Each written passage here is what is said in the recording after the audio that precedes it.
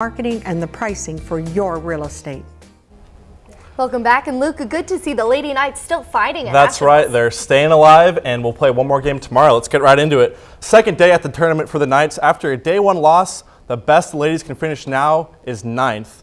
And 2 games are on the docket today. Ladies getting it done in the first game, defeating Moraine Valley in 4 sets, 15-14, 23-25 in the third set, and 20. And the Knights back on the court at 4:30 today. The game went final right before we went on the air at 6. This one, a thrilling 5-setter. The Knights prevailing in the final set, 15-10. They'll play tomorrow at noon against Grand Rapids for 9th place. Grand Rapids defeating East Central Community College out of Mississippi in 4 sets. The Knights finishing 9th a year ago, looking to hang another banner in McDonald Belton Gymnasium. This will be their final game of the season tomorrow. We'll have results for you tomorrow night at 10 with Nick.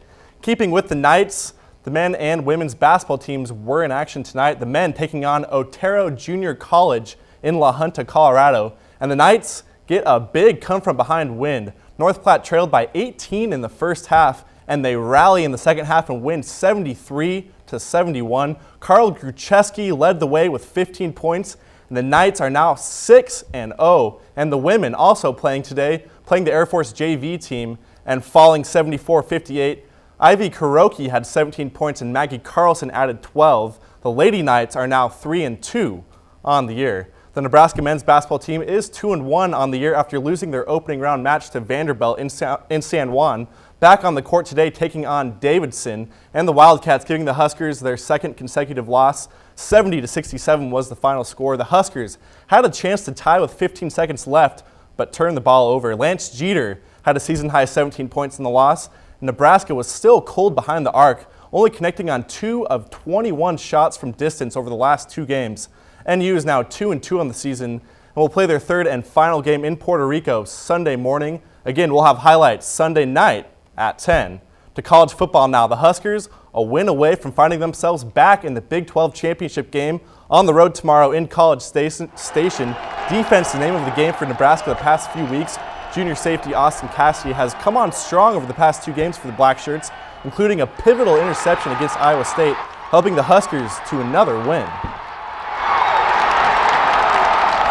He's played good football. You know, he's smart. He's tackled well. He's really just taken to the practice field. He's prepared himself well, and he's taken it to the game on Saturday. And he's played good football for us. He's made a lot of plays, and I think he's only scratched the surface of what he's going to become. He's continuing to improve, and I think when you get in there and every time you start, every time you walk out there, I think his confidence is growing because he's playing well, and I think he's developing it's one thing to do it in practice, another thing to go out there and when it's happening for real and be able to execute, and you grow through that process, and I think that Austin's done that. So here we go. It's all set up. Huskers and Aggies. It's the late game tomorrow night on ABC. Kickoff set for 7. We'll have highlights for you. Aggies 19th in the BCS standings. Huskers are 8th. Should be a good game. Boise State, the 4th-ranked team in the BCS standings, taking on conference rival Fresno State tonight on the Smurf turf. We pick it up. Broncos' first drive of the game, Kellen Moore. Wrong team. Philip Thomas with a diving interception. Only Kellen Moore's 5th pick of the year. Don't see that too often. Next possession for Boise. Bulldogs getting to Moore again. This was first ruled an incomplete pass. Upon further review, officials took a look at it.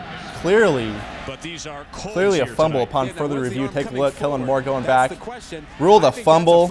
Where's the Broncos' high-powered offense? Fresno takes over but is unable to capitalize. Move to the second quarter now. Broncos are up 3-0. 3rd and goal here. Doug Martin getting to the hole, punching it in. 1-yard TD run. Broncos finally finding some offense in the second half. Up 10-0. It's halftime now. Broncos 20-0 over Fresno State. One final bit of business tonight. We drew names a couple weeks ago for the Fall All-Star Crowd Pleasers, and here's a look at your winner. Eric Storer of Mullen paid a visit to us this afternoon to claim his prizes: hair gel, a mini TV so you can watch KNOP on the road, and who could forget the mini toilet his name was drawn from by one Kendra Potter. Congratulations to Eric.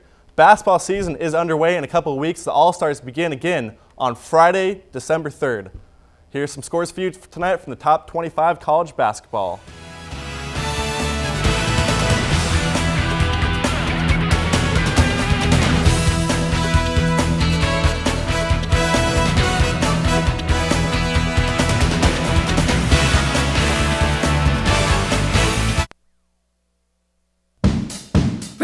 All right, quick look at sports. Huskers and Aggies tomorrow, 7 o'clock. Should be a tough test for the Huskers playing away in College Station.